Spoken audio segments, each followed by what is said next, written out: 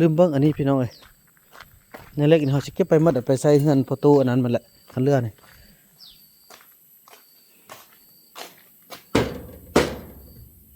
โอ้บ่นี่สำเร็จหมดแล้วบ่หนังนี่หนังเองโว้งามพี่น้องเอ้ยอืมเริ่มจอดแล้วพี่น้องเอ้ยจอดโครงเฮือนโฮมปลูกผักให้พ่อต้องเหลืองพี่น้องบ่เฮ็ดก็บ่ได้พี่น้องคันเทิงเพิ่นอ่าให้เฮ็ดพี่น้องเพิ่นก็มามอบประเภทอุปกรณ์ก็คือพะยางเนาะส่วนนี้ในเฮาก็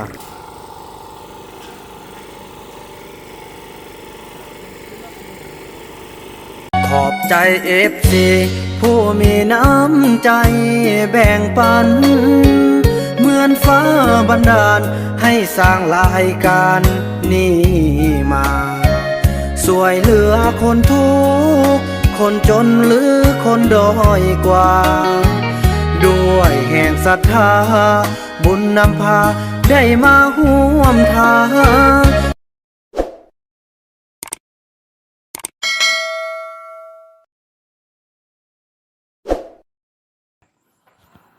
สบายดีท่านผู้ชมเนาะถือว่าคลิปนี้ก็เป็นคลิปที่ต่อจากคลิป EP ที่แล้วเนาะที่พวกเราได้อนามัยเนาะแก้มบอลปลุกเฮือนเนาะถือว่าได้รับการช่วยเหลือจากย่าแม่ตานเนาะอยู่ทางสหรัฐอเมริกาจำนวน100เหรียญแล้วก็อ่าทาง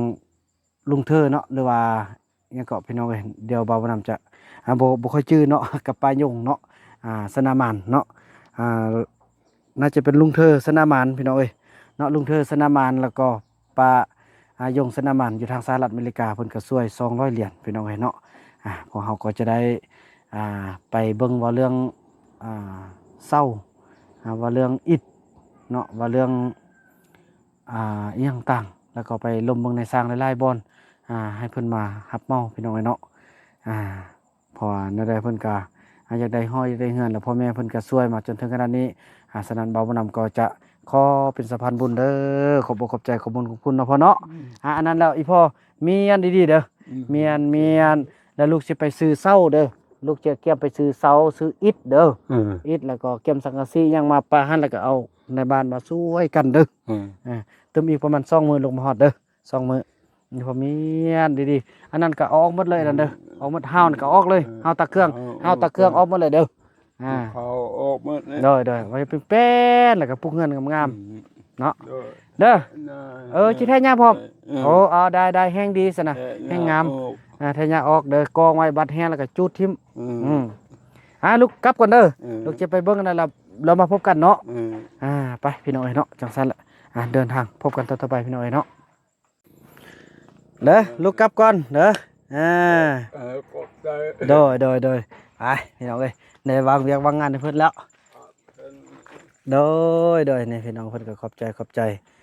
โอ้ยเนาะพี่น้องเอ้ยงานหลังซ้ำนี้ได้พี่น้องเอ้ยนี่ต่อไปก็สิได้โดยลูกกลับกันบ๊ายบายไปจังซั่นแหละพี่น้องโดยบ้านนั้นสิมาฮอดพะเทิงเพราะว่าจะได้ปรึกษาหารือกับชาวบ้านเฮาพี่น้องเนาะจะมีทางอำนาจการจัดตั้งบ้านทุกคะแนนการเพิ่นจะมาช่วยในการแบกไม้แบกยังตั้งขึ้นมาพี่แล้วพี่น้องเอ้ยเนาะเพราะว่าบ่อนสถานที่เพิ่นอยู่ก็สูงเด้พี่น้องเอ้ยนี่ดิบดินในสร้างดังอยู่หั่นเฮาไปล้มในสร้างเลยก็ได้นะเนาะกันเขาแล้วหั่นแล้วก็มันมาทางนี้เลยบ่เฮาไปย่างหาเพิ่นเลยเนาะจังซั่นพี่น้องเอ้ยเนาะพี่น้องแล้วเฮาก็ได้เดินทางมาออดบอนที่ว่าเฮาจอดรถไว้พี่น้องเอ้ยก็จะได้ล่มทาง FC นี่ว่าจะขอพื้นที่หน้าบ้านนี่เนาะให้เขาจะมาส่งเสาแล้วก็อิฐเนาะเสาจำนวน6ต้นเก้าเนาะไอ้เนาะเก้าต้น9 ต้นแล้วก็มีทางอิฐแดหลังจากนั้นก็สิแม่นขอความช่วยเหลือนำทางบ้านเนาะพอจะเป็นทางบ้านทำมีส่วนร่วมเอารถซิ่งคนเข้าไปหน่อยเพราะรถมันเข้าบ่ได้เนาะมันมืดรถซิ่งให้ได้พี่น้องเข้าไปพุ่นจะได้มาข้ออาศัยพื้นที่นี่แหละพี่น้องให้เพิ่นเอามาลงไว้นี่โดยแม่แม่อันรู้ว่าอยากมาล้มอีแม่เนี่ยเราบ่อนนี้หันลูกอัน อยากขอให้อันจุอันเขาจะเอามาส่งอันเช้าน่ะเอาไว้สู่ข้าวได้บ่มีมีเช้าอันเก่าต้นแล้วก็อิฐอัน200ซั่นแหละแล้ววันนี้เราจะให้ทางอันฮันในบ้านให้อันประกาศว่าพากันช่วยคนเข้าไปนั่นน่ะมันเข้าบ่ได้ได้อยู่ติยืมฝากไว้นี่ได้บ่ใช่ประมาณ2-3มื้อซั่นแหละ เราก็อันมือดาวพญิมานคือแม่ยาได้แม่ยังได้ไม่กินหรอก อ๋อโดยอีกตึมซ่องประมาณ2มื้อแม่ลูกสิมา เอาน้ำโฟดมา โดย แม่กินจัง โดย นี่แม่ต้องลดโฟดหน่อย เออ แม่ไปกินน้ำเขาพุ่นเขาให้กินโจ๊กนึงเอาแค้นแม่กับใบยัดซื้อน้ำเนี่ยแม่มีเงินซื้อ เมื่อลูกสิมาให้อัน ลดมาขายแม่ มาให้ละลาเสร็จแล้วเด้อเอาจาก 2-3 ถุง เอาจาก2ท่งเนาะแล้วลูกข้อยืมมันด้านดินเด้ออ่า แม่ต้องลดโฟดซ้ำที่เนี่ยเป็นเต้บุญเขาอันน่ะท่านเบกสั้นกับตายอยู่หั่นเนี่ย โอ้ พอดีอันแม่ตกลงนี่กงรถฟอดกะมันอยู่ขึ้นนี่แม่ก็ตกลงนี่ เออได้แม่ท่านได้แม่ท่านได้กินอันได้กินจอกนึงเราแคนแดนบ่ เอาแผ่นแดง เอาบ่ลูกจะมาให้พี่น้องตกลงกันแล้วเนาะว่าจะเอาเสา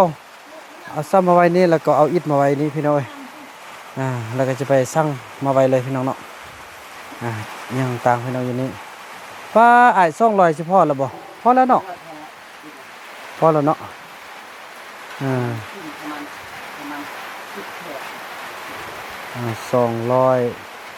ประมาณ200ก่อนต่ำไอ้เครื่องเพิ่นขี้ไล่เด้อพี่น้องเอ้ยเนาะจังซั่นแล้วพี่น้องว่ากันต่อไปเนาะพี่น้องหลังจากที่เฮาโอลมกับเมตู FC เฮาท่านนี้เพิ่นก็ตกลงพี่น้องเอ้ยแล้วก็สิได้เอามาฝากไว้นี่ก่อนเนาะไปทางเหนือเอาพอทางเนินทางมันจะสะดวกกว่าเพิ่นก็เป็น FC ได้พี่น้องเพิ่นได้กินน้ำยาเฮาจอกเดียวกับรู้สึกว่าดีมีเหือมีแห้งขึ้นมาแล้วเพิ่นก็อยากกินพี่น้องบ้านนี่พวกเฮาก็จะได้เอามาให้เพิ่นเนาะช่วยกันไปเพิ่นก็บ่มีพี่น้องเอ้ยปวดท้ายเข้าห้องน้ำข้อเข้าห้องน้ำก็ยังบ่มีพี่น้องมีแต่ก้นคุ้มปะแล้วบ่มีฮอดปอกพี่น้องเอ้ยก็ละพี่น้องยังบ่อยากวาดภาพเลยแต่ก็สู้ๆอันนี้ก็ยังดีกว่าอันพอเท่ากำพร้าแล้วแหละเนาะเพิ่นก็ยังมีห้องมีเฮือนอยู่จังซั่นล่ะพี่น้องเอ้ย ตกรถอันนั้นแต่ฟอดเนาะระบากกระดูกหักกินยาเขาแซ่ก็ดีเป็นว่าซื้อเงิน แม่นแหละ ก็ พวกเขามาฮอดบ้านนาแหลกกันแล้วพี่น้องเอ้ยมาเบิ่งกันนะนี่แหละพี่น้องเนาะป้ามีบ่อเศร้านี่นะบ่มีที่เศร้าเลยคือบ่มีเศร้าหลาย จะอิด เอาบ่ เทิงเป็นเขาสอบ เราบ่กันเนาะอันนี้มีแต่อิฐพี่น้องเอ้ย ก็ตกติด มีแต่อิฐอย่างเดียวคือว่าได้ยินเขาว่ามีนะเนาะเศร้าก็ได้เนาะแล้วคือว่าคุณเห็นอยู่ถึงนะเนาะอยู่บนใดวะมีอยู่ม่อนติ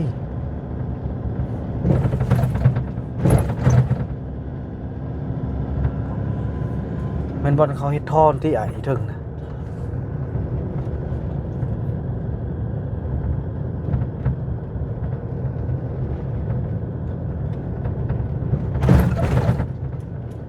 นี่ก็บ่แม่น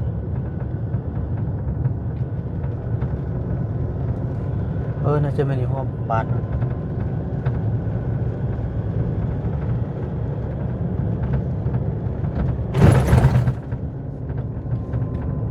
ก็อยากได้นี่เฮ็ดห้องฝักยาดิเนาะ กลัวเนาะ คักสุดเลย ปะ พี่น้อยเนาะอยู่ห้องบ้านมันพี่น้อยจ่อคือว่าอยู่ถึงนั่นแหละพี่น้องนั่นแหละมาฮอดนี้นี่สิมีบ่เนาะเศร้าเนาะโอ้ยว่ะเขาอัดนั่นนี่สัตว์มีแต่เศร้ามีแบบอยู่เนาะ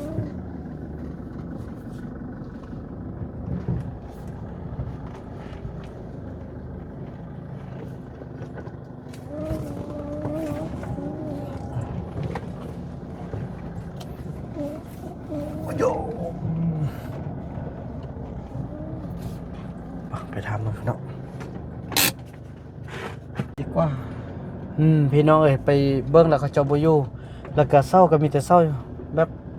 บ่ได้มาทานเนาะเช้าสั้นสั้นเฮากับแล้วเนาะเฮ็ดแบบอันเฮ็ดห้องน้ำเฮ็ดแบบอันกะลารถเฮาเนาะเฮาเอาเป็นเช้าเล็กเอาเช้าเล็กเอาพี่น้องเอ้ยเช้าเล็กก็ได้แล้วล่ะเช้าเล็กก็แห้งแน่นดีจอดเล็กจับใส่แล้วก็ก่อขึ้นพี่น้องจะได้เอาในสร้างพอตรงเรื่องเอาอีกแล้วพี่น้องเอ้ยเนาะก็ถือว่าเลิกอิฐแต่บัดนั้นค่อยมาสร้างเนาะมันเท่าใดครับมาสร้างเอามันง่ายแล้วแหละวันนี้โครงห้างเขาจะเฮ็ดแบบนี้จังสันแล้วพี่น้องไปเนาะไปโอลบไปลมทางอันในสร้างเฮ็ดโรงหญ้าเฮาพี่น้องเอ้ยมาจัดการเนาะตอนนี้พอก็ได้เดินทางมาฮอดบ้านเผาตองเหลืองแล้วพี่น้องเอ้ยเนาะก็จะอันนั้นเนาะไปโอลมทางในสร้างแล้วก็เบิ่งเวียกงานมื้อนี้พี่น้องเอ้ยนี่พี่น้องเอ้ยต้นไม้ต้นนี้นะความหม้อไรนี่ความมันบ่ดีนะต้นไม้ก็ยังบ่หักพี่น้องเอ้ยต้นไม้ต้นนี้นะปกติบักงามๆเนาะไอ้เนาะเป็นดอกเป็นใบยังบักงามหม้อไรเอาปลายไปตอกตายเลยพี่น้องเอ้ยเบิ่งแม่ความนะอันนี้หม้อไรแล้วเอาปลายนี่ไปตอกนะ สด ตอนแล้วก็ตายเลยพี่น้องเอ้ยความเขาบ่มักนี่อันนี้ไม่แต่เครือเข้าซึก็อยู่ทางนี้เอ้ยเนาะคนเฮาก็ได้ไปบ้านนี้แหน่เริ่มเป็นปลากล้วยแล้วเด้เนาะ มันจะกล้วยครับกินเยอะมากเนาะ เนาะ เดี๋ยวเยอะมากเสียทัก งามคือขับ ปลูกไป คือขับปลาเลยเนาะ มันน้อยพวกหน้าแบบนั้นเอามาปลูก มันก็ขึ้นอยู่อ่ะ ขึ้น ขึ้นหมดนางกงคันถึกฝนแล้วบ่เป็นหยังมันตายยุบล้นมันแตกออกเองก็เอ้าได้ทราบไปซะ จักนอนหนาเลย โอ้ ไปบ้านอาจจะไปบ้าน บ่แม่นติหรือว่าลงไปเฮ็ดนั่นติบ่แม่นลืมก็บ่แม่นมันเข้าไปยังวะไปลองเบิ่งเนาะ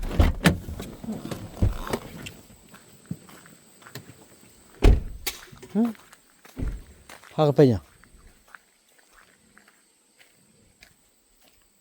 เฮียยีลุ่มไว้แม่นพากันไปอันตังอันนั่นติเนาะอันนี้ตังเศร้าเลยเนาะมันก่อนนี่โอ้ต้องแม่นอ้ายพ่ออันนี้มันเฮารอท่านั่นเด้รอท่าขี้ใส่เนาะกับแฮ่ บ่มี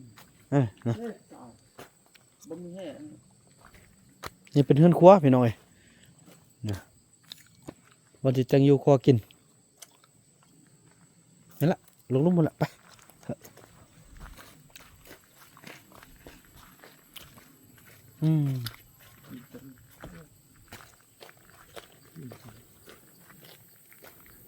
นั่นละอยู่ลุ่มละได้ยินเสียงอยู่ไปน่าจะเป็นลุ่มเนาะลืมเบิ้งอันนี้พี่น้องเอ้ยในเล็กนี่เขาจะเก็บไปหมดไปใส่เงินประตูอันนั้นมันแหละคันเรือนี่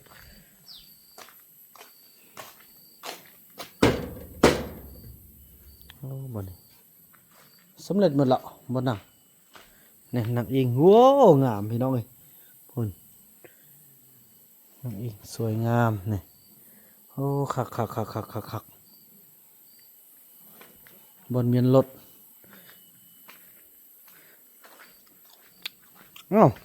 จังได้ไปซะหมดทุกคนเอาก้อนกันลุ่มเนี่ย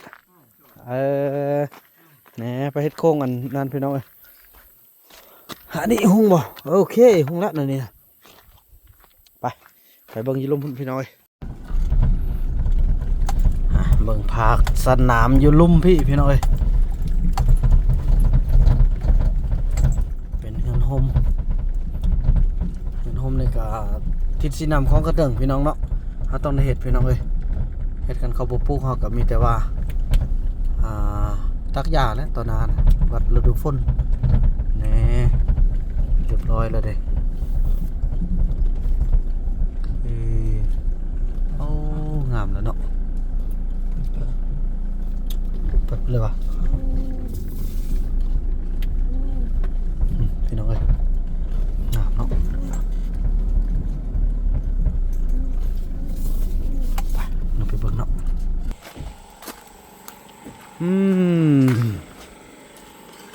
วันนี้จะได้มุ่งบ่นี่โอ้คักเนาะโอ้สุดยอดสุดยอดสวยงามมากเลยเงินห่ม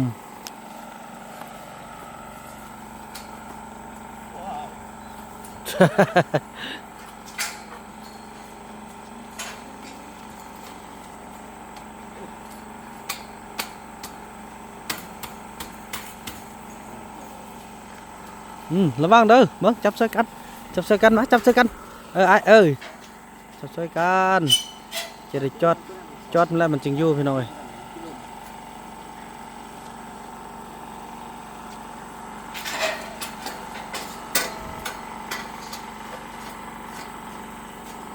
โอ้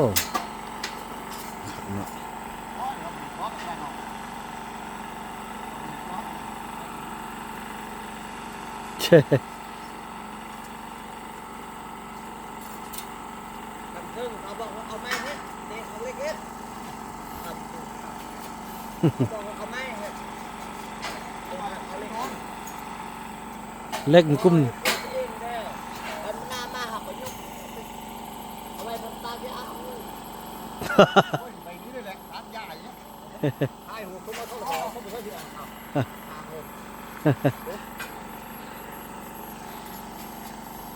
่ะ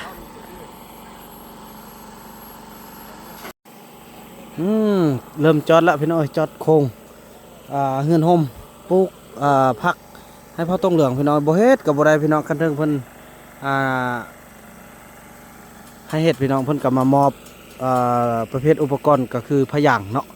ส่วนนี้เนี่ยเฮาก็ซื้อมาจัดการเองพี่น้องเอ้ย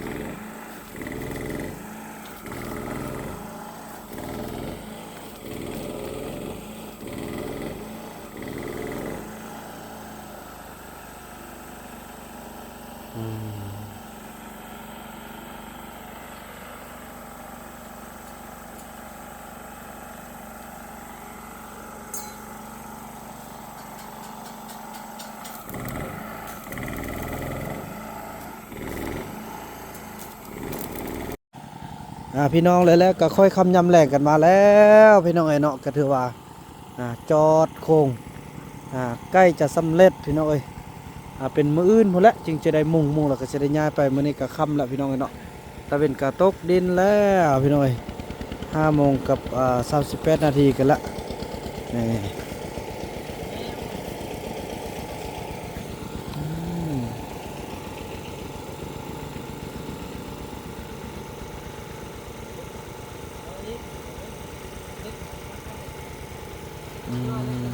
พี่น้องเลย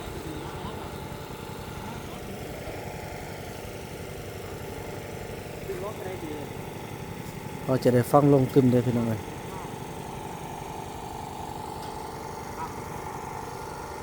ต่อไปก็เอาไม้มากาด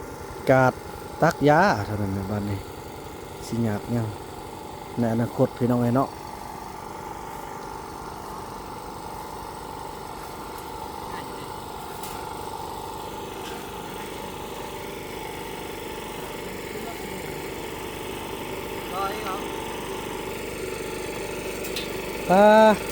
อ้าวอันซื้อมาเพิ่มตึมได้บ่เล็กนะเอามาเฮ็ดอันทางกลางนี่ตึมได้ฮะเพื่อเอาในต้นนาน่ะต้นนาเขาเอาไม้มาใกล้ๆเลยแม่นแหละแม่นดอกบ่เป็นมืออื่นนู่นแหละจึงจอดต่อเนาะเพราะว่าเขาต้องมีแผนพี่น้อยเนาะในอนาคตข้างหน้าเขาก็จะ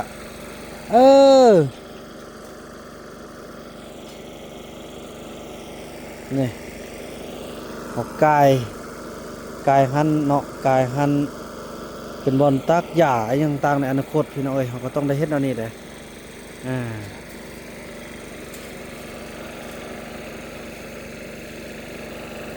ซื้อมาตึ้งบอลมันเสียเนี่ยจากย่างนะ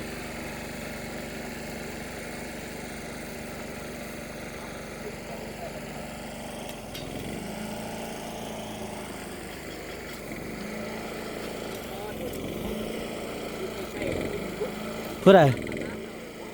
โอ้ แม่นว่ะ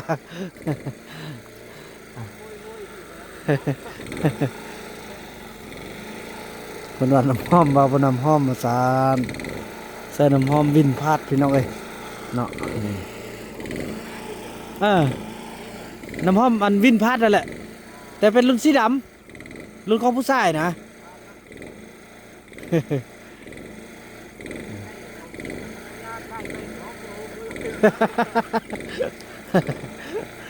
เออแม่นแหละอืม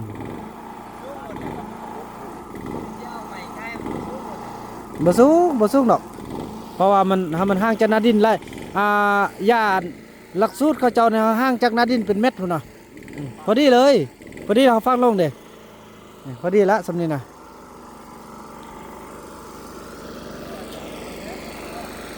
เพือกเนี่ยพี่น้องเอ้ยเนาะจังซั่นแล้วพี่น้องเอ้ยเนาะถือว่าคลิปนี้บ่าวนำจากก่อนอนุญาตจบคลิปกันสำนี้ก่อนพอเรื่องเฮือนของอันประตูกำพร้าเฮาก็ได้คิดไล่ให้ทางในสร้างคิดไล่จะเอาในสร้างเฮานี่แหละไปปลุกให้เพิ่นพี่น้องเอ้ยเนาะผู้อื่นก็ญาติว่าเรื่องมันบ่มีไฟเด้ก็จะเอาตัวนี้แล้วไปเลยพี่น้องเอ้ยเนาะ